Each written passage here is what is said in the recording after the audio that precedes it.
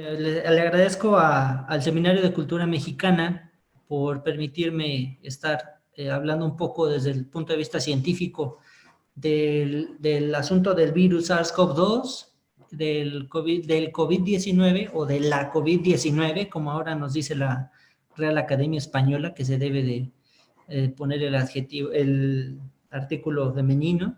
Bueno, de mi tema de estudio de doctorado, que es el cambio climático y también de los objetivos de desarrollo sostenible.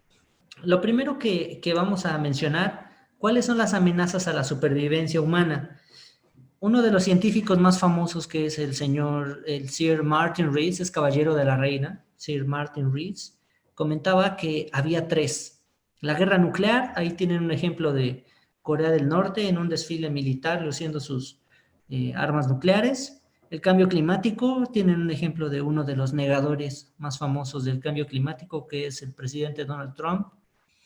Y nuevos patógenos. Estas últimas imágenes, los nuevos patógenos son del virus SARS-CoV-2 que causa después la enfermedad COVID-19, como lo hemos visto muchos de nosotros con las conferencias que iniciaron desde hace tiempo con el doctor Hugo López-Gatell. Es algo que a México empezó a pegarle fuerte. Ahora, en el aspecto del cambio climático, de la COVID-19 o el COVID-19 y las amenazas a la supervivencia humana, tenemos que mencionar algunas otras cosas. Algunos de los titulares que hay ahorita en medios digitales es uno que está arriba a la izquierda, que es ¿qué podría llevar a los humanos a la extinción? Tienen una foto apocalíptica como la de la película Soy Leyenda o La Tierra sin Humanos, la serie de History Channel. Abajo tenemos el cambio climático, es la página de Naciones Unidas, en donde dice paz, dignidad e igualdad en un planeta saludable. Arriba a la derecha, Sir Martin Rees, es uno de mis héroes intelectuales, en donde tiene una conferencia que se podemos prevenir el fin del mundo, es una conferencia de TED, les recomiendo que la vean.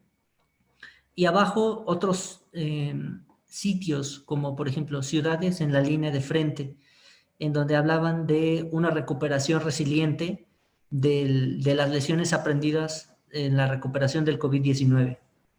Bueno, voy a entrar en el tema directamente. Primero hablaré del cambio climático. Esta es una de las gráficas que más nos preocupan. El Ayuntamiento de Orizaba nos ha permitido muchas veces hablar de esto. El Ayuntamiento de Orizaba tiene un especial interés desde sus medios de comunicación, como las personas involucradas, como los objetivos de desarrollo sostenible. El asunto es este. Desde hace 800,000 años, de acuerdo a esta gráfica, el nivel de dióxido de carbono en la atmósfera subía y bajaba, subía y bajaba, subía y bajaba. Algunas veces ocasionaba glaciaciones, algunas veces ocasionaba calentamientos globales, pero nunca desde hace 800,000 años había estado sobre esta línea punteada que ustedes ven. Espero que la puedan ver aquí. Aquí dice, durante milenios, el dióxido de carbono atmosférico nunca había estado sobre esta línea. Este es el nivel que estuvo en 1950 y este es el nivel en el que se encuentra ahora. De hecho, está un poquito más elevado de aquí, de acuerdo a las estadísticas de la NASA, que les voy a mostrar más tarde. Ese es uno de las primeras, digamos que sería para mí mi mayor preocupación. Les voy a comentar más adelante por qué. Ahora, hablando del asunto del virus SARS-CoV-2 y de la COVID-19 o el COVID-19, la distribución de casos a nivel mundial, ustedes pueden ver que el primer lugar lo ocupa Estados Unidos, después la India, Brasil, Rusia, Colombia, Perú y México. De ahí en adelante sigue España, Sudáfrica, Argentina, Francia y Chile. Bueno, hay mucha información de papers científicos, de lugares específicamente dedicados, sitios específicamente dedicados a divulgar esta ciencia que ha estado investigando este nuevo coronavirus. Entonces, les recomiendo que vayan a esos sitios que son los oficiales. Después, tenemos el tercer punto, que son los Objetivos de Desarrollo Sostenible. Son 17. Vamos a ir viendo uno por uno, pero no vamos a ver todo su contenido, porque aproximadamente cada uno de estos tiene entre 7 objetivos, algunos tienen hasta 13 objetivos y algunos son un poquito más. Yo solamente voy a tomar los 3 primeros y Como les dije, tal vez estén cargadas un poco las diapositivas, pero les iré indicando a dónde enfocarnos. Bien, continuamos. Vamos a empezar con el primer asunto de los objetivos de desarrollo sostenible. Este primer objetivo de 17, el primero lo voy a explicar un poquito más amplio y después los demás vamos a irlos acortando. Enseguida que terminemos, les voy a mostrar las páginas de las Naciones Unidas en donde hablan de esto y cuál es la sección en donde hablan de la respuesta que han dado al COVID-19 o al virus SARS-CoV-2. El primero, nos maneja 3 puntos. Primero, para 2030 quieren erradicar la pobreza extrema para todas las personas en el mundo. Actualmente, medida por un ingreso por persona inferior a 1.25 dólares. Aproximadamente el dólar, ayer que lo consulté, está en 22 pesos con 22 centavos, o 23 pesos si quieren redondearlo. Entonces, serían los 23 pesos más otros 11 pesos con 50. Entonces, eso es lo que caracteriza, de acuerdo a las Naciones Unidas, a nivel mundial, a una persona que está en pobreza extrema. Después, quieren las Naciones Unidas y otros organismos, ONGs, algunos de ellos también organizaciones privadas como Microsoft, reducir al menos a la mitad la proporción de hombres, mujeres y niños y niñas de todas las edades que viven en la pobreza en todas sus dimensiones con arreglo a las definiciones nacionales. Ahí sí ya depende de cada país cuáles son sus definiciones nacionales y qué es lo que van a hacer. Entonces, el número 3, el 1.3 es poner en práctica sistemas y medidas apropiadas de protección social para todos y para que en 2030 estos objetivos se van a reevaluar en 2030, lograr una amplia cobertura de los pobres y de los más vulnerables.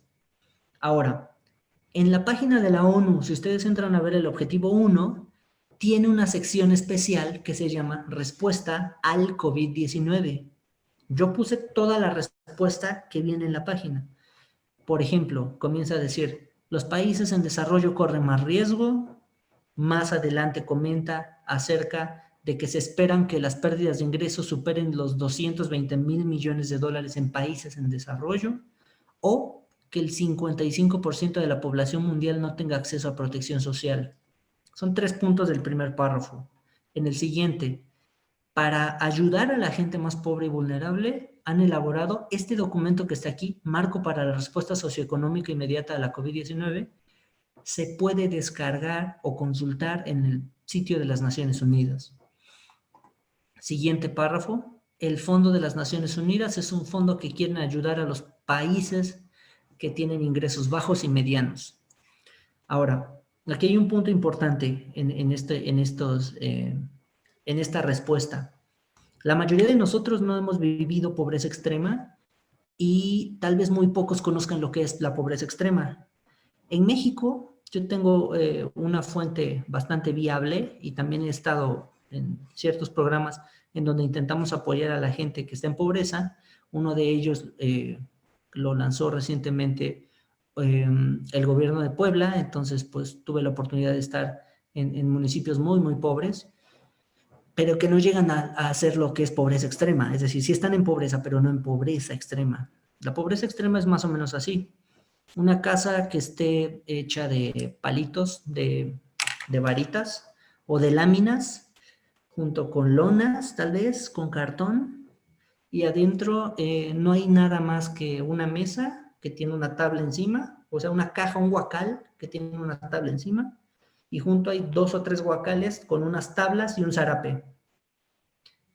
Y en la parte del centro, generalmente, hay, a mí lo que me tocó conocer, hay una concha en una bolsa de plástico amarrada y colgada del techo de una varita. Entonces, eso es la pobreza extrema. Y llega uno y les pregunta a las personas, oiga, ¿qué comen ustedes? Y dicen, pues, cuando hay frijoles o cuando hay tortillas.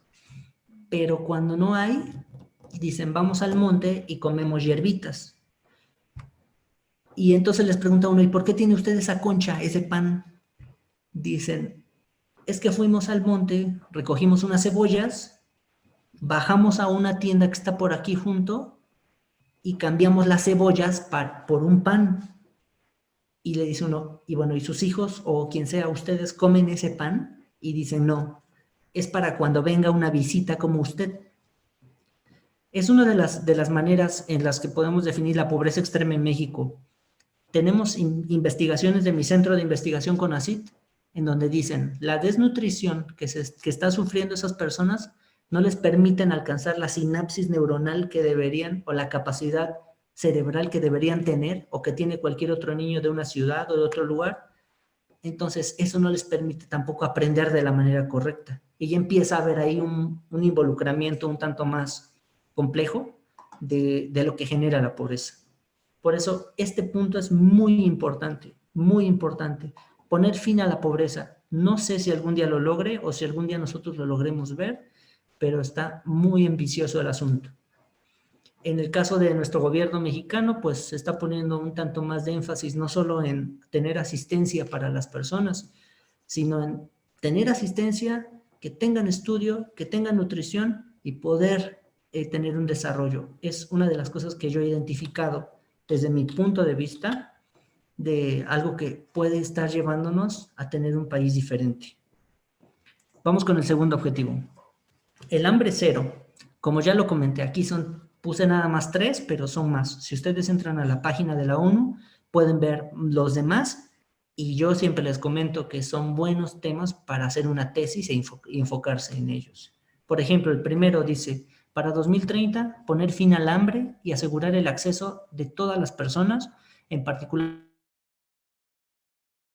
los pobres y las personas en situaciones vulnerables, incluidos los lactantes, a una alimentación sana, nutritiva y suficiente durante todo el año. Esto es importante porque aquí tiene una foto de unas personas que parecen ser africanas. En el caso de África, muchos países se enfocaron en campañas, incluso hubo campañas con Michael Jackson y con muchos cantantes y artistas famosos intentando ayudar a África. Y también tenemos que enfocarnos en nuestra gente indígena. Eso es algo muy importante. Sí, yo no me gusta llamarle gente indígena, pero las poblaciones que son más pobres, eso sí, porque para mí a mis luces les llamo que son nuestros hermanos seres humanos igual, y no debería haber distinción, pero algunos de ellos se quieren identificar así y está bien. Bueno, solamente leí el primer objetivo. Abajo quieren poner fin a las formas de malnutrición, y abajo quieren duplicar la productividad agrícola. Eso es importante porque el cambio climático nos está llevando a una crisis alimentaria que nos puede dar fuertemente problemas. Empieza el año el 1 de enero y generalmente por ahí por julio o septiembre ya nos acabamos los recursos que deberíamos de tener para todo el año. Entonces ya le quedamos a deber al planeta. Entonces estamos necesitando 1,5 planetas para satisfacer todo lo que necesitamos en solo un año de consumo de comida. Bueno, la sección de la respuesta al COVID-19 de este objetivo es el siguiente. El programa de ayuda alimentaria proporciona un sustento vital, pero los análisis de las implicaciones que son económicas y relativas a la seguridad alimentaria destaca que el COVID-19 claramente va a tener un efecto sobre las personas pobres. Siguiente, en vista de estos efectos, como lo comentan aquí, ahorita estoy leyendo casi todo, ya después solamente voy a ir marcando ciertos puntos. Se necesitan medidas urgentes para garantizar que las cadenas de suministro alimentario se mantengan en funcionamiento. ¿Para qué? Pues para mitigar el riesgo de grandes perturbaciones que puedan afectar a todo el mundo. Ese es el segundo objetivo. Siguiente objetivo. Salud y bienestar. ¿Qué es lo que pretende Naciones Unidas para 2030? Todos estos objetivos son para 2030. Se va a hacer la evaluación de qué se debe corregir y qué se debe ajustar, pero quieren reducir la tasa de mortalidad materna a menos de 70 por cada 100,000 nacidos vivos. Todavía hay muchas mujeres que al dar a luz mueren. Y uno de los ejemplos que ponían el otro día en África, una mujer que dio a luz encima del cofre de un coche porque no hay un hospital cerca. lo estaban contrastando con una mujer que dio a luz en Estados Unidos, en una clínica muy bonita y tiene todas las atenciones. Siguiente, quieren evitar poner fin a las muertes evitables de recién nacidos y de niños menores de 5 años. Más adelante vamos a tocar el punto del acceso a agua limpia, pero hay muchos menores de 5 años que por no tener acceso a agua limpia mueren, solo por no tener acceso a agua limpia.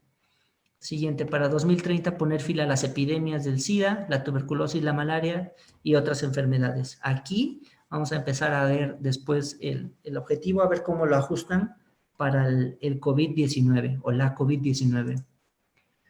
Con este objetivo de salud y bienestar, la OMS, pues, son los que nos marcaron en un momento. ¿Saben qué? El cubrebocas es obligatorio. Y algunos científicos comentaban que no había evidencia científica de que fuera un factor que redujera el contagio significativamente, pero eso ya hay que ver exactamente qué tanta evidencia debemos tener para decir, ¿saben qué? Ya es prácticamente seguro que si usas esto o haces esto, vas a poder reducir el contagio. ¿Cuál es el problema del COVID-19 o la COVID-19? Es un virus altamente contagioso y no es tan mortal. Entonces, hay veces que tienes virus que son muy poco contagiosos o que son muy altamente contagiosos. Este virus es altamente contagioso. Hay virus que son muy mortales y otros que no tanto, pero este está como que al medio, entonces se contagia fácilmente y no sabes cómo te van a resultar las cosas. En este aspecto, el gobierno federal, el gobierno estatal y el gobierno municipal se preocupan mucho por las personas que en algún momento tuvieron o han tenido complicaciones por otras enfermedades, se enferman de SARS-CoV-2, desarrollan el COVID-19 y lamentablemente fallecen. Siguiente punto, que es para mí el más importante, la educación de calidad. Junto con los tres primeros, es obvio que si no tienes dinero, no comes bien y te puedes enfermar fácilmente, pues puede ser probable que no llegues a tener una educación de calidad. Pero el punto importante es la educación en todos los aspectos que engloba el cambio climático y el COVID-19. Debemos asegurar que todas las niñas y los niños terminen la primaria y secundaria. Estos últimos meses que yo tuve la oportunidad de estar con la repartición de despensas en lugares muy pobres del estado de Puebla, yo les comentaba a ellos, oigan, ¿ustedes qué estudiaron? Y la mayoría de ellos decían, solo tercero de primaria, solo la primaria o no habían estudiado. Entonces, eso es algo que nos afecta grandemente. Quieren asegurar también en el 4.2 que todas las niñas y todos los niños tengan acceso a servicios de atención y desarrollo en la primera infancia y educación preescolar. Entonces, el 4.3, asegurar el acceso igualitario de todos hombres y mujeres a una formación técnica, profesional, superior, incluida la universidad. Si alguna de las personas que nos están escuchando hubiera nacido tal vez en algún país musulmán, que fuera tal vez en un lugar muy pobre, si fueran mujeres, no tendrían la oportunidad de ir a la escuela. Lo vimos con el caso claro de Malala Yousafzai, en donde incluso a ella y a su padre los ponían en riesgo y con amenazas de muerte de que las mujeres no deben tener acceso a la educación, lo cual es un asunto que tiene que ver mucho con la religión del Islam, pero afortunadamente nosotros pues tenemos otros enfoques en el asunto de la educación. La educación siempre va a abrir puertas a otros mundos, a otros contextos de pensamiento, a la imaginación que puede desarrollar un niño desde que empieza a aprender cualquier cosa que aprenda hasta que lo lleve a ser, pues espero yo, un estudiante de un posgrado tal vez. De 100 niños que entran a la escuela primaria, a primero de primaria, 0.8 estudian un doctorado. Entonces ni siquiera es uno nada más, es 0.8, de acuerdo a la estadística. ¿Cuál es la respuesta de educación de calidad? Bueno, hay el tercer punto, dice, buscar soluciones equitativas y el acceso universal. ¿A qué? A la educación.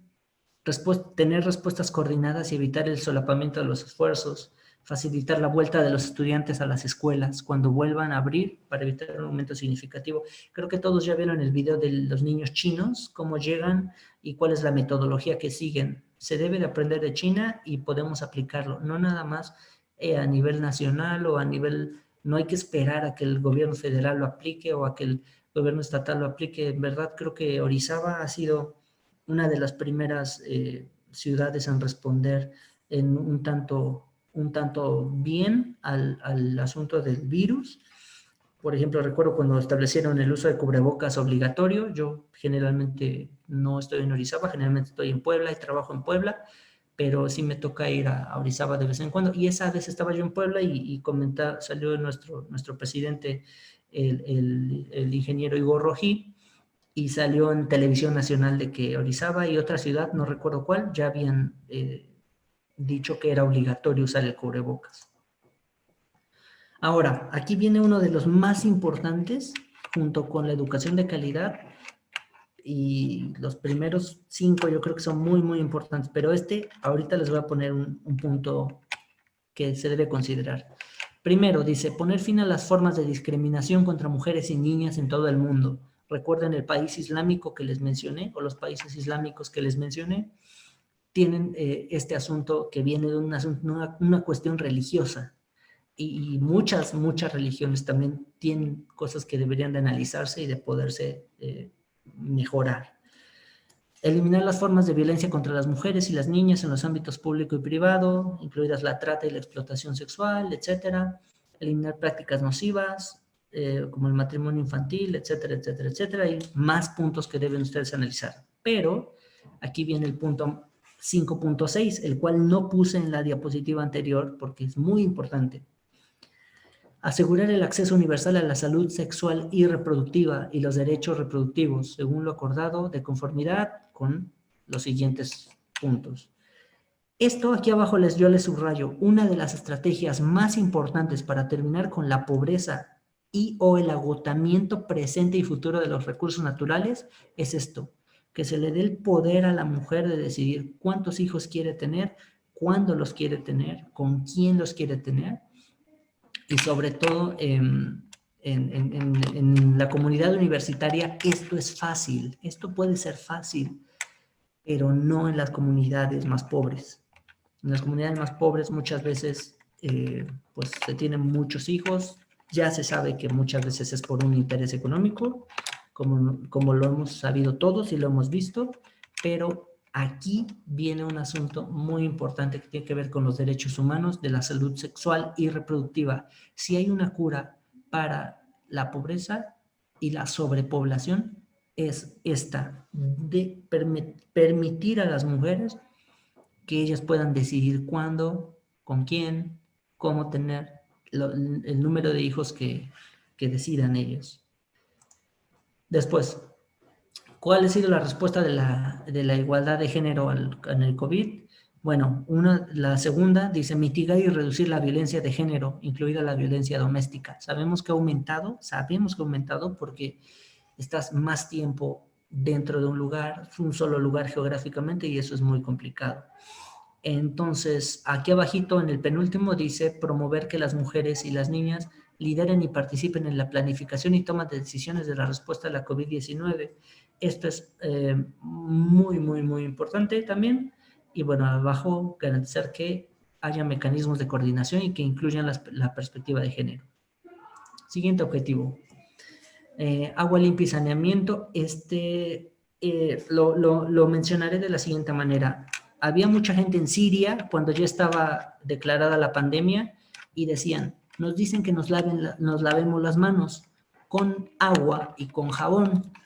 Pues no tenemos agua y no tenemos jabón.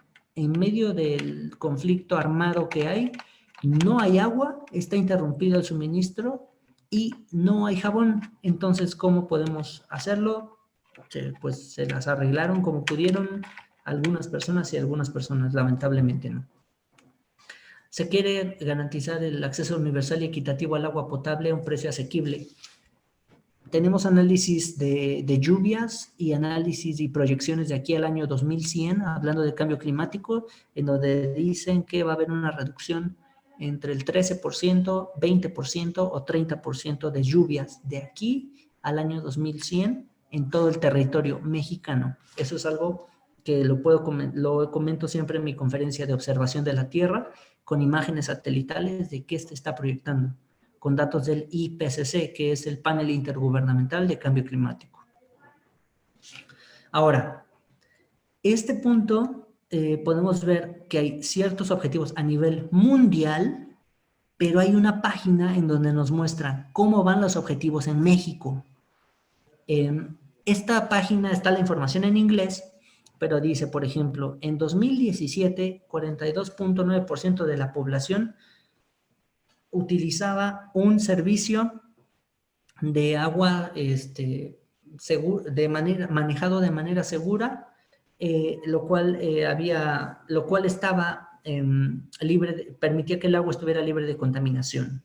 Entonces, la proporción de la población usando servicios de agua potable o bebible que eran manejados de manera segura, el porcentaje era aproximadamente 42.9%. Ese es el indicador que se subió a la plataforma en el año 2017. Entonces, esto es importante que se consulte o esta presentación también, para que la tengan ustedes, si es que les aportó algo, y también la puedan replicar o la puedan utilizar. El punto aquí es hablar de lo que científicamente tenemos certeza. Aquí en este caso, en esta gráfica, depende mucho de lo que se haya subido por parte del gobierno que estaba en ese año en el Poder Federal. ¿Cuál ha sido la respuesta del asunto del agua potable? Disponibilidad y el acceso a los servicios de agua, saneamiento y higiene es fundamental, lo sabemos. La COVID-19, esto es importante, no desaparecerá sin acceso a agua salubre para las personas que viven en situaciones de vulnerabilidad. ¿De acuerdo con quiénes? Con los expertos de la ONU. Y podrían ser más graves los impactos sobre la población pobre que vive en suburbios y que no tiene acceso a agua limpia, como lo comentamos en Siria, en Johannesburgo, en Siria, en alguna ciudad de las que están en conflicto. Johannesburgo, sabemos que igual hay crisis de agua. Lo vimos en cierto momento que ya se le estaba limitando a las personas a usar 50 litros, luego se les redujo a 40 litros de agua por día, y luego se les redujo a 30, ya no lavaban el coche, ya no llenaban piscinas, ya no podían hacer muchas cosas porque ya se les había limitado. Entonces después tenemos migrantes climáticos de ahí y se le une este nuevo coronavirus, entonces es complicado. Siguiente objetivo, aquí muchos de mis alumnos de ingeniería sobre todo les encanta escuchar de Tesla y las situaciones de tecnología que ofrecen. La energía asequible y no contaminante, bueno, quieren tener de aquí a 2030 el acceso a servicios energéticos asequibles, fiables y modernos, aumentar la proporción de energía renovable y duplicar la tasa mundial de mejora. ¿Qué es lo que pasa con este indicador? La proporción en México, la proporción de población mundial con acceso a electricidad se incrementó de 93% en el 92 a 100% en 2017. Bueno, aquí hay un punto acerca del cambio climático. Se debe tener acceso a esta energía eléctrica, pero el asunto es cómo se genera. Si se genera por fuentes que utilicen combustibles fósiles, estamos enviando más dióxido de carbono a la atmósfera y en realidad no estamos haciendo una gran aportación. Si pasa lo que está sucediendo en lugares como Etiopía, en donde dan el salto de no tener electricidad a de pronto tener el salto de celdas solares, eso es un avance interesante. Pero cuando hablamos de energía, que es el punto más importante del cambio climático, ¿cómo vamos a solucionar eso? Es que todos los coches que si ustedes viajan, ven en la autopista viajando a su lado, o los trailers o todo, todos ellos usan fuentes de combustibles fósiles en su mayoría. Son pocos los que usan energías limpias. Por ejemplo, una marca de autos recientemente la marca de autos del cual yo tengo un auto, usa combustibles fósiles. Yo intento usar mi auto lo menos que puedo, pero tiene cierto costo, por ejemplo, no sé, 200,000 pesos mi auto. Y de pronto lanzaron una línea de autos que eran totalmente eléctricos, pero el costo era más o menos como 650,000 pesos ese auto, y era un auto compacto. Entonces, hay que ver también qué tan caras y qué tan accesibles vienen las energías limpias. Bueno, acerca de esto de energías y COVID, quieren priorizar que las soluciones energéticas suministren energía a los centros de salud y a los equipos de respuesta inicial. Aquí todavía no entramos al asunto de acción climática, pero hemos tenido lugares en donde tienes un gran impacto del SARS-CoV-2 o del COVID-19 y de pronto llega un huracán y los deja sin energía y entonces hay algo que le llamamos efectos en cascada. Entonces puede haber afectaciones grandes y sobre todo afectaciones a la salud humana o pérdidas de la vida humana. En el asunto de trabajo decente y crecimiento económico, sobre todo en la región de Orizaba, porque es de interés comentarlo, tenemos algunas empresas como la empresa de talleres y aceros, que es una de las que provee mayor estabilidad económica a varias de las familias. Yo tengo algunos familiares que trabajan ahí, algunos amigos, algunas otras como las empresas de nuestro señor presidente, ingeniero Igor Rojí, algunas otras personas. Bueno, el punto es aquí generar trabajo, pero que permita ser decente y que permita crecer económicamente. Es decir, lo ideal sería que todos los trabajos tuvieran seguridad social, que todos los trabajos tuvieran prestaciones y todo esto. A veces no se puede por la economía y la manera en que se vive en México, pero lo ideal sería esto. Por ejemplo, tener niveles más elevados de productividad económica mediante diversificación, modernizar tecnológicamente, innovar. Ese es uno de los que me interesan más que se comenten. Entre otras cosas, se centran en sectores con gran valor añadido y, bueno, tienen un uso intensivo de la mano de obra. Solamente voy a comentar ese para no retrasarnos mucho. ¿Qué pasa en México con los trabajos decentes y el crecimiento económico? Bueno, el crecimiento anual, la tasa de crecimiento anual del Producto Interno Bruto per cápita bajaron de 3.4% en 2000 a 0.9% en 2018. Entonces, se pueden analizar estos. Hay gente que es especialista en economía o en leyes. Yo no soy especialista en economía en leyes, pero podrían analizar esto y ver qué se estuvo reportando en estos años. Seguimos. ¿Qué pasa con esto? Bueno, la respuesta que se ha tenido, garantizar que los servicios de salud esenciales sigan estando disponibles y proteger los sistemas sanitarios. Eso es algo de lo que teníamos muchos nervios cuando empezó el asunto. Yo recuerdo 3 días antes de que llegara la enfermedad a México, estaba yo haciendo un análisis y comentaba que en cuanto mencionaron que había llegado la enfermedad a Italia y a Irán, yo comenté e incluso hice un video que lo pueden ver en YouTube. Dije, no creo que se tarde más de 3 días en llegar, 5 días tal vez. Solamente era una extrapolación, una probabilidad, una estadística inferencial, y de ahí pasaron 2 días y lo habían confirmado. Entonces, que ya había contagios aquí, pero había gente que venía de Italia y todo esto.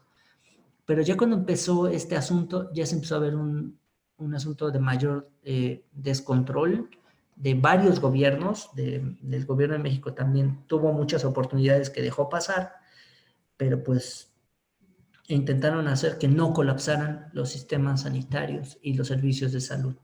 Eso es algo que le agradezco a todos ustedes que son médicos, a todas las personas que son médicas, a todas las personas del sector salud se les agradece su valor y la capacidad que demostraron de, con tan poco que tienen, hacer tanto por las personas. Muchas gracias, de verdad.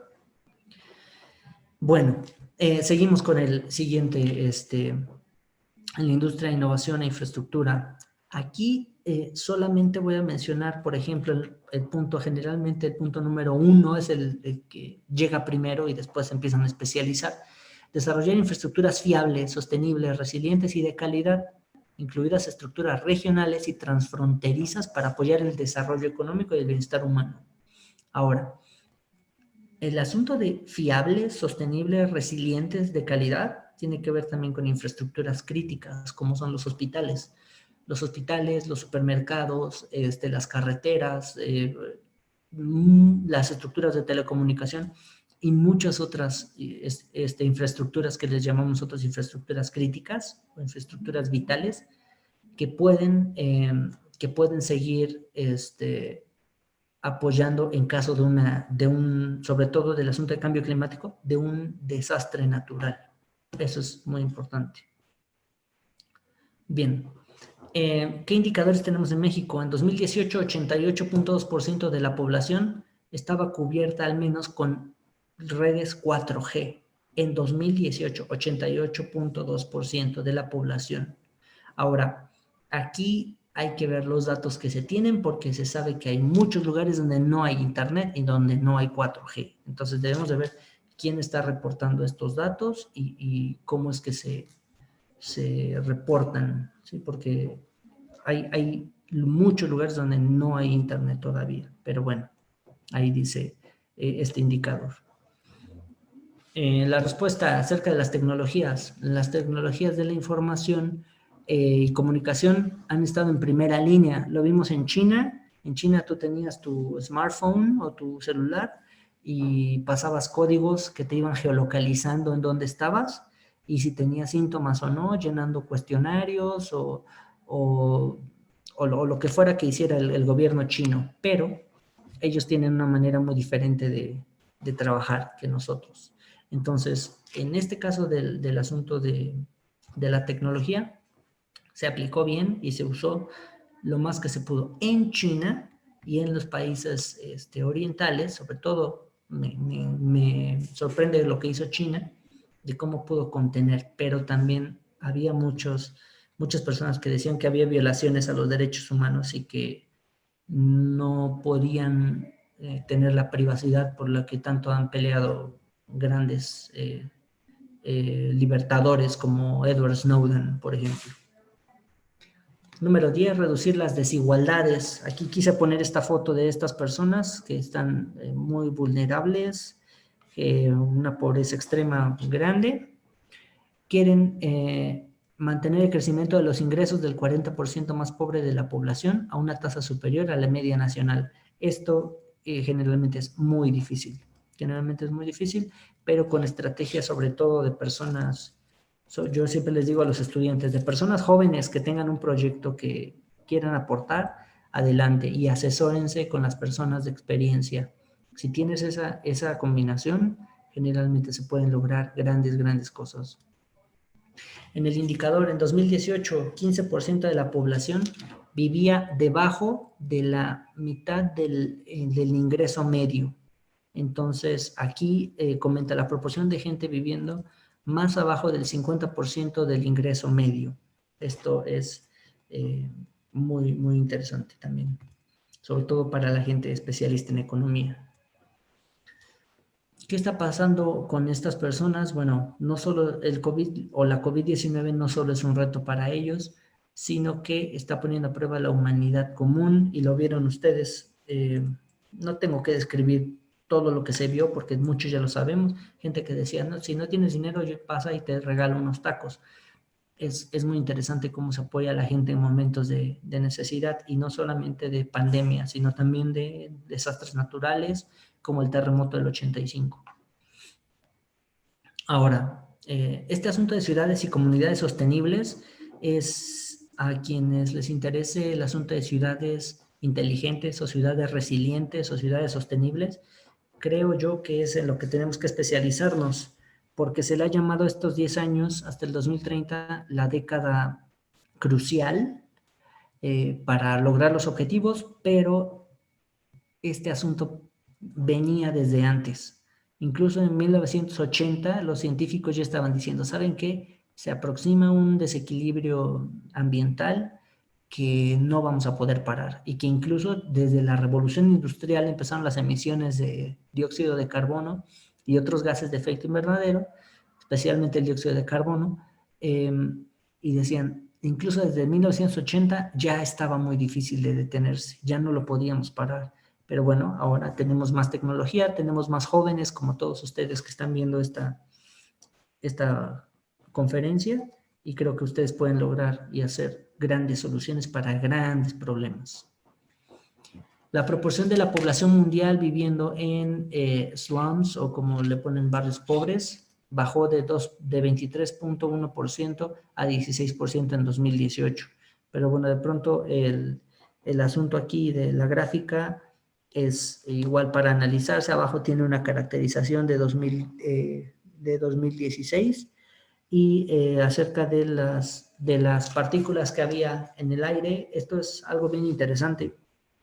Alguna persona que sea especialista en química podría explicarnos esto científicamente, pero el asunto es que aproximadamente el 90% de la población mundial vive en lugares donde la calidad de aire es mala.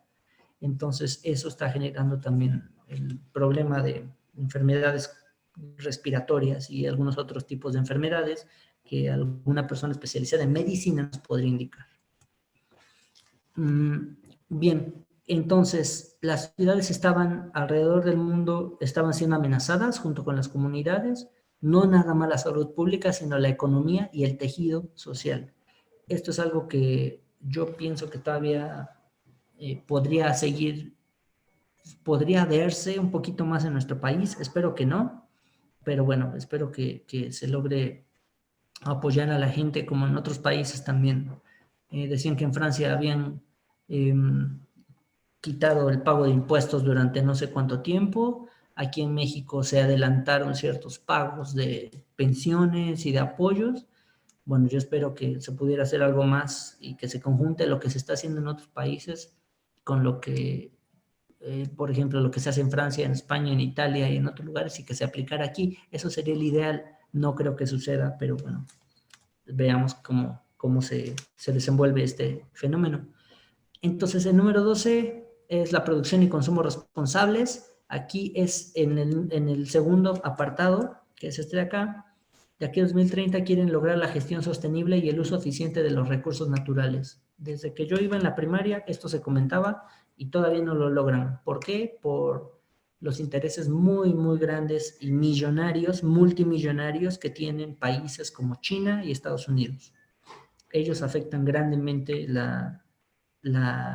estado de las emisiones de gases de efecto invernadero. Durante mucho tiempo Estados Unidos fue el número 1 en emisiones de gases de efecto invernadero. China lo rebasó hace unos años. Entonces, aunque México redujera en este momento todo su uso de combustibles fósiles, no se compararía con lo que pasaría si China, Estados Unidos redujeran todo su consumo de combustibles fósiles. No creo que lo hagan porque el presidente Trump pues ha sido financiado siempre por personas que tienen intereses en la industria de los combustibles fósiles. E incluso muchas personas que financiaron su campaña presidencial pues son personas que le dicen, ¿sabes qué? Tú tienes prohibido decir que hay un cambio climático, no digas que existe, no digas que hay, porque si no, te cortamos el financiamiento. Es importante eso. Bien, en esta parte comenta lo siguiente, una cosa bien importante, el desperdicio generado, el desperdicio electrónico generado per cápita se aumentó desde 4.4 kilos en el año 2000 a 9.7 kilos en 2019. Es decir, la tasa de el desperdicio electrónico y de reciclaje fue 3.5% en 2014 y ahorita en el año anterior, 2019, el reciclaje tuvo 0.3%. Bueno, pero entonces, se elevó 0.3%. Entonces, bueno, hay que ver qué tanto desperdicio electrónico hay. Entonces, aquí tienes la gráfica en donde dicen los kilogramos que se están desperdiciando de cosas electrónicas, computadoras, hornos de microondas, celulares, sobre todo celulares, y es lo más importante de lo que se genera, ¿no? Los celulares y cómo haces eso sostenible. ¿Qué pasa con esto? Bueno, el segundo punto ha enfatizado la relación entre personas y naturaleza, el asunto de la enfermedad, revela los principios fundamentales a los que nos enfrentamos. Los seres humanos tienen necesidades ilimitadas, pero el planeta tiene una capacidad limitada. En el caso de personas que tengan bebés, tengan un bebé o tengan un niño, no hay una manera en que diga, ¿sabes qué? ¿Cómo reduzco toda su huella de carbono a cero? Al contrario, puede ser que digas, está pequeño y tal vez es pequeña la huella de carbono, pero conforme creces más y ya en algún momento que ese niño de 10 años tenga un auto, puede ser que, pues, que su huella de carbono crezca más porque ya está generando esto. Ahora, si es de aquí a 10 años, yo esperaría que al menos compañías de autos tengan ya más opciones para no contaminar de la manera en que se contamina. Ahora, esta parte de acción por el clima es la parte que a mí más me interesa, tal vez me tome un poquito más de tiempo aquí. El día de ayer, la NASA reportaba que había 414 partes por millón de dióxido de carbono. ¿Qué tenemos que hacer? Bueno, las metas son fortalecer la resiliencia y la capacidad de adaptación a los riesgos relacionados con el clima y los desastres naturales. Ya hay lugares en donde está el asunto de la pandemia y llega a ocurrir un huracán, llega a pegarles un huracán y puede ser que no llegue a ser un desastre natural, porque ahí también hay cuestiones de cuándo es un desastre y cuándo no lo es, pero sí hay afectaciones cuando llega un huracán. Incorporar medidas relativas al cambio climático, tener la voluntad política. Orizaba creo que lo ha hecho muy bien, pues en algunas ciudades del país no hay separación de basura y no hay orgánica e inorgánica, pero en Orizaba sí. Entonces eso es algo que a mí pues me convence mucho de la voluntad política que hay en la ciudad de Orizaba por parte de las figuras políticas que están. Mejorar la educación y sensibilización y la capacidad humana e institucional respecto de la mitigación del cambio climático, su adaptación y reducción de sus efectos. Este último punto, yo he estado en congresos de cambio climático, congresos nacionales de cambio climático presentando temas y nos lleva 3 días hablar nada más de mitigación y otros 3 días hablar nada más de adaptación y otros 3 días hablar de reducción de los efectos y otro día, porque no hay muchos sistemas de alerta temprana, pero nos lleva otro tanto. Entonces es un tema bien grande, al menos al nivel del posgrado, de la manera en que yo lo he vivido esto. ¿Qué pasó en 2019? Bueno, había aproximadamente 3.590.834 personas afectadas por desastres, acumulado desde 2005 hasta 2019. Siguiente. Comentamos aquí, en 2019 hubo 614 muertes debidas a desastres.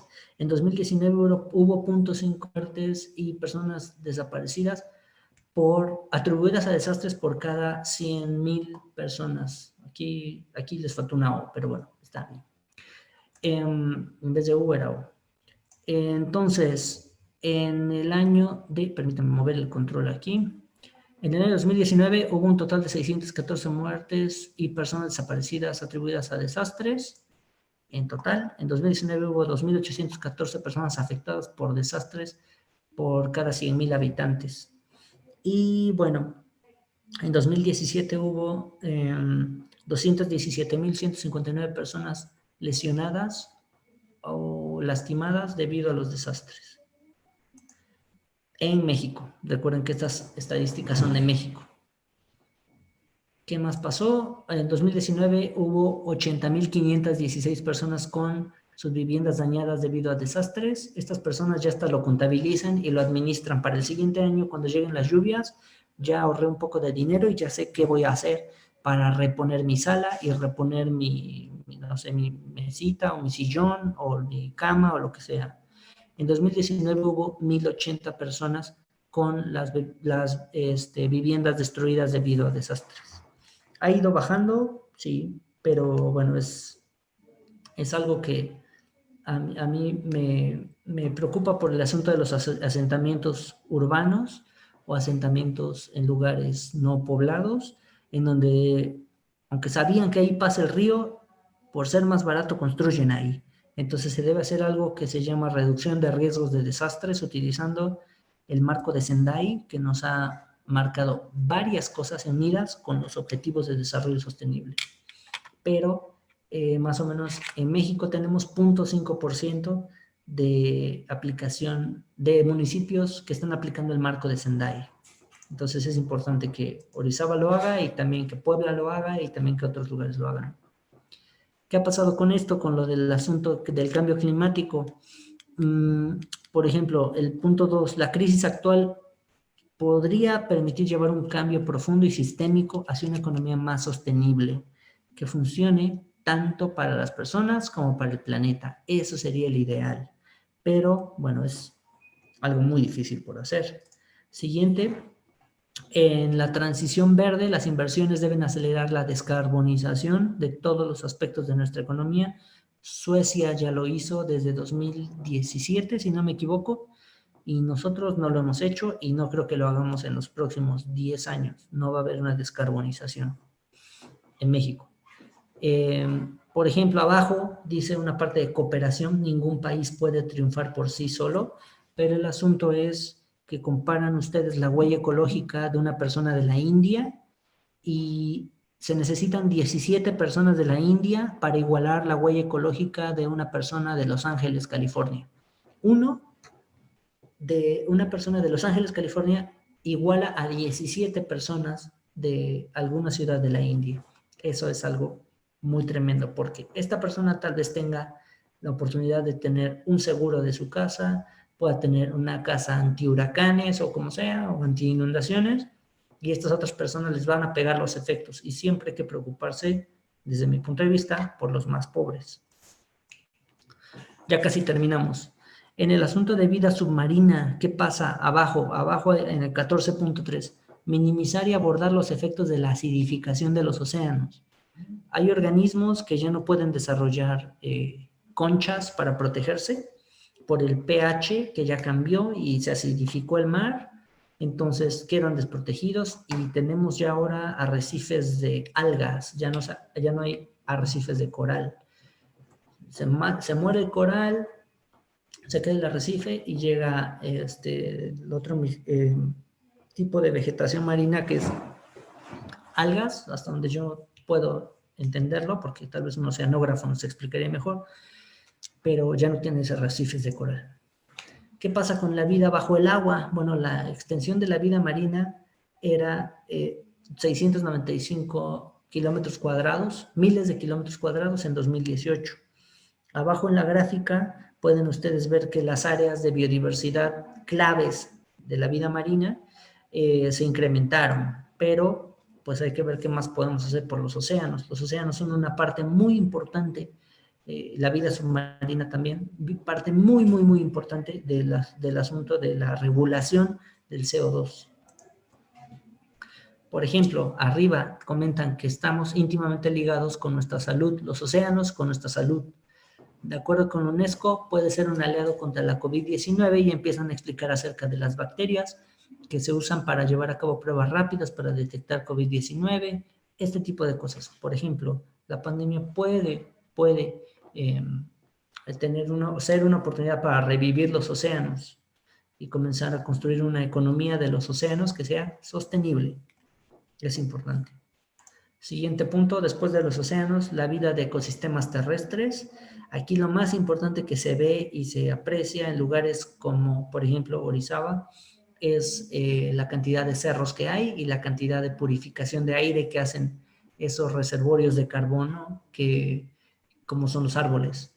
Entonces, de pronto hay lugares, por ejemplo, aquí cerca de Puebla, en donde hay incendios forestales y dejas sin hojas, sin clorofila, solo se queda solo el tronco y aún así la naturaleza intenta seguir sobreviviendo. por la evolución que han tenido y saben cómo intentar regresar, pero el área de bosques es muy importante. Una de las cumbres climáticas que se llevó a cabo en Ucrania decían que el secreto para resolver el cambio climático iba a ser los bosques. La proporción del área cubierta por bosques fue 33.8% en 2020. De pronto aquí tienen el año 2000, qué proporción había y cómo ha bajado. De pronto aquí tienen otra vez áreas de biodiversidad, de claves de agua fresca. Tal vez se ve que han subido, pero bueno, este es un asunto de que otras instituciones como el Colpos, que está en Amatlán, cerca de Orizaba, o como la UAP o la UB específicamente, que yo recuerdo haber participado con el doctor Emilio Sili de Bernardi en algunas campañas de reforestación y de plantación de pinos. Creo que la UB, específicamente el TEC de Orizaba, pueden realizar algunos proyectos, no nada más uno, algunos proyectos que nos traigan mayor sostenibilidad y sustentabilidad en estos aspectos. ¿Qué pasa aquí? Bueno, en la parte de medio, la salud del planeta desempeña un papel importante en la aparición de enfermedades zoonóticas, o sea, que se transmiten entre animales y humanos. Y aquí no puedo dejar de mencionar a los pangolines. Se han hecho estudios científicos en donde dicen que el virus del SARS-CoV-2, el nuevo coronavirus que causa la enfermedad de COVID-19, pasó de un murciélago a un pangolín. Y luego del pangolín vivo, que lo mantenían en jaulas en los mercados de Wuhan, los mercados húmedos y todo esto, que ahí al estar en contacto el pangolín vivo con las personas que cuidaban los pangolines y que los venden, ahí fue en donde se pudo haber generado el contagio del famoso paciente cero, ¿no? Como le llaman. Bueno, el punto es se trafican aproximadamente 100,000 pangolines vivos al año. Entonces tienes una especie que es muy exótica y sobre todo la agarran porque dicen que, bueno, ahí ya la gente quiere creer lo que ellos quieren creer, que los huesos, el polvo de huesos de pangolín sirve para curar algo, o que sirve la concha del pangolín o la armadura esta que tiene para curar otra cosa. Es algo bien importante, se debe respetar y proteger la naturaleza. Se debe respetar y proteger las especies animales y las especies vegetales. Yo, yo no soy vegetariano ni vegano, pero de ese tipo de cosas y nuevas aptitudes o actitudes o tendencias que hay, a decir que agarras pangolines salvajes y los empiezas a vender solamente porque en China te lo permiten o no sé dónde, hay que tener una legislación que nos permita el desarrollo de políticas públicas, que nos permitan que eso ya no pase, porque es muy peligroso y ese tipo de cosas generaron esta pandemia. Eso es algo de lo más importante que yo puedo comentar en este aspecto. En la paz, justicia, instituciones sólidas, bueno, quieren reducir la violencia, por ejemplo, ahorita vamos a ver lo que se hizo en algunos lugares, pero este ejemplo de la guerra de Siria, que están viendo ustedes que vayan 2 niños, hay gente que nace en guerra, vive en guerra, muere en guerra y muchas veces mueren a edades muy tempranas, pierden la vista, quedan mutilados, lo que sea. Bueno, este ejemplo de la guerra de Siria, hay muchos videos conmovedores en las redes sociales de este asunto de las guerras, es ir por la paz, prácticamente. ¿Qué ha pasado? Bueno, la proporción de población que estaba sujeta a violencia física en los 12 meses previos fue 1% en 2018. Por aquí tiene un ejemplo. La proporción de población sujeta a robos en los antiguos 12 meses fue 10% en 2018. Últimamente hemos visto, en lo particular, en lo que yo he estudiado desde hace unos meses, el aumento en los asuntos de situaciones que generan violencia, de cómo la violencia trae siempre efectos negativos. A cualquiera de los niveles que ustedes quieran tomarlo, siempre efectos negativos.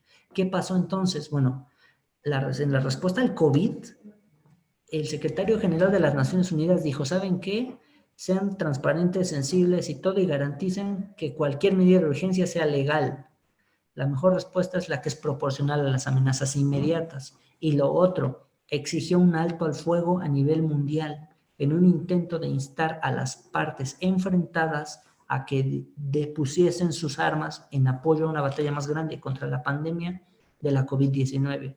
Y la gente lo ilustra como si fuera nosotros contra una raza extraterrestre que llegó, pero en realidad no es extraterrestre, es terrestre. Yo no tengo exactamente el estudio, ni lo he estudiado el paper científico de cómo, dónde, o los papers científicos que hay, muchos de ellos en el portal de la Secretaría de Salud, pero es algo que está siendo tan característico que escuchaba yo una estadística en donde decían que el genoma humano cambió 1%, me parece que en cierto tiempo, y que el coronavirus, su genoma cambiaba 1% diariamente. O sea, aquí decían, creo que eran 80,000 años, no me acuerdo exactamente cuánto, pero decían, hemos cambiado tanto tiempo en 80,000 años u 8,000 años, ahorita se me fue el dato exacto, pero que este virus cambiaba y cambiaba y cambiaba eso, que nosotros nos tomó miles de años, lo cambiaba en un día. Entonces, bueno, por eso era tan difícil hacer la vacuna, de acuerdo a algunos especialistas. Ya llegamos al último punto, que es lograr alianzas, fortalecer, movilizar recursos internos. Esto casi siempre es que los países desarrollados asistan a los no desarrollados. En corto, se quiere movilizar recursos financieros de múltiples fuentes para los países en desarrollo. El número, por ejemplo, el número de usuarios de Internet por cada 100 habitantes se aumentó de 5.1 a 65.8 en 2008. Entonces, el uso, esto quiere decir que se están movilizando recursos económicos, no nada más de México para México, sino de otros lugares también para México, porque generalmente hay fondos que nos ayudan a esto. Bueno, ya casi voy a terminar. Esta es mi penúltima diapositiva antes de las conclusiones. ¿Qué se ha hecho con esto? Bueno, la mayoría de países en desarrollo no tienen el dinero ni el espacio fiscal suficientes para financiar una respuesta a la COVID o al COVID. La cooperación internacional y financiación externa son cruciales. Y bueno, aquí hay personas, como lo comentaba yo, que son especialistas en economía, que me están escuchando. Sería muy interesante ver cómo se mueven todas estas cantidades masivas de dinero para los beneficios de los países en desarrollo. Mis conclusiones, ¿cuáles son los 10 mandamientos sostenibles? Cuidar el agua, utilizar reciclables, reutilizar papel, economizar energía, no usar bolsas plásticas, transportarse en bicicleta o a pie, producir menos residuos, no usar aerosoles, cuidar la flora y fauna y actuar por cuidar el medio ambiente. Siguiente, la educación científica en los niños. La educación científica en los niños, en los jóvenes, en los adultos y en donde sea. Ahorita ustedes pueden entrar a internet y poner Stephen Hawking y ven una conferencia de Stephen Hawking. Cuando antes tenías que ir a la universidad de donde estuviera él y tenías que ir a verlo y pagar no sé cuánto dinero. Entonces, incluso aunque hay personas que ya fallecieron, como Carl Sagan, Stephen Hawking, puedes seguir escuchando sus ideas. Y hay muchas personas más que aportan tanto a la inteligencia humana. Por ejemplo, no sé, Sean Carroll, que es un doctor del Instituto Tecnológico de California, y tiene unos puntos de vista impresionantes acerca de cómo enfrentamos esto. Y algunos otros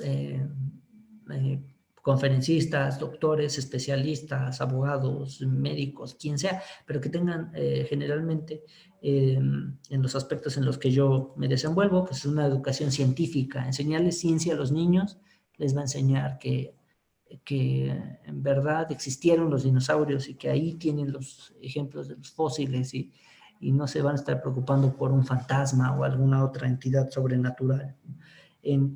Llegando al cambio climático, les enseñará que es solo un planeta el que tienen por ahora y que llegar a otros planetas, pues tal vez nos tomará tal vez unos 100, 200 años para llegar a establecernos en los otros lugares. y también acerca del COVID, pues les enseñará a no ser negadores de algo que ya es un hecho científico y que quien sea que diga que no existe es un negador de la evidencia científica. Así como gente que dice que el cambio climático no existe, niegan la evidencia científica y caen en el 3% de personas. Y en el otro lado, en el 97%, están todos los científicos que dicen sí hay un cambio climático y sí hay afectaciones.